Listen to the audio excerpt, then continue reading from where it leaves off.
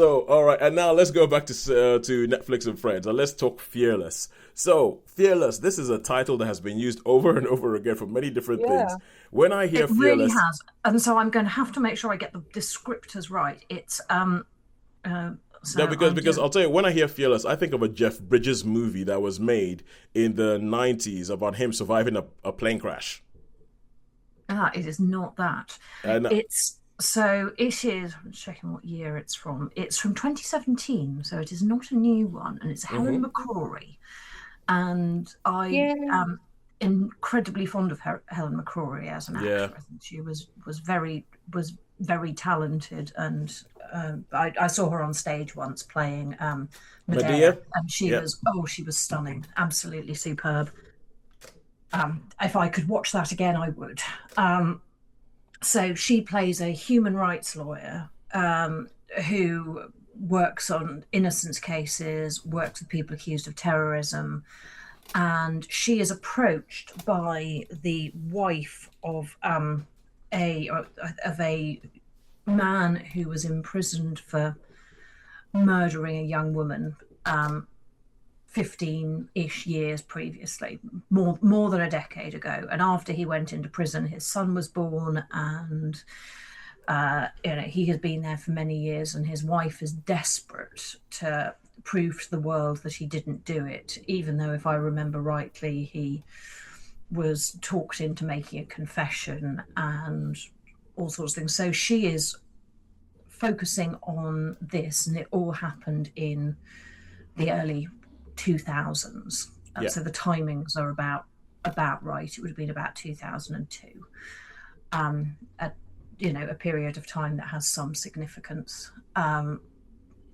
And one of her lead clients is a woman who is living with her, whose husband is a doctor and who has gone to Syria to help, and she is being surveilled, and that is set in 2017. So her house is being watched. She is used to living this sort of experience of being observed, of being threatened, of being harassed, and is becomes convinced that, and she wouldn't have taken it on, that her client is indeed innocent, okay, and that she must fight to get to the bottom of it. And alongside, you have um, the CIA, you have the British police, and all sorts of sort of layers of complexity and conspiracy that you would expect from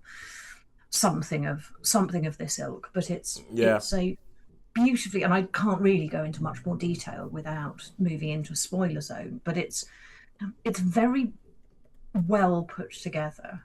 Yeah, It's so, a so very the way you're describing it is making me wonder when I was like, when did Line of Duty start? Because this sounds like it sounds almost kind of like like you can draw a line yeah. between Line of Duty and this of like all of a sudden the escalation of like the sort of it starts from looking like a typical British thing and then just sort of like escalates into this Mm. conspiracy action thing. But it's very well done. I'd almost say beautiful in some ways. Some of Yeah, the human interactions, the people, the feeling of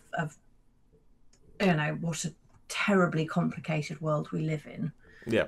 Um, I really enjoyed watching it. I watched it probably over 2 or 3 days. I would absolutely recommend it. It's on Netflix.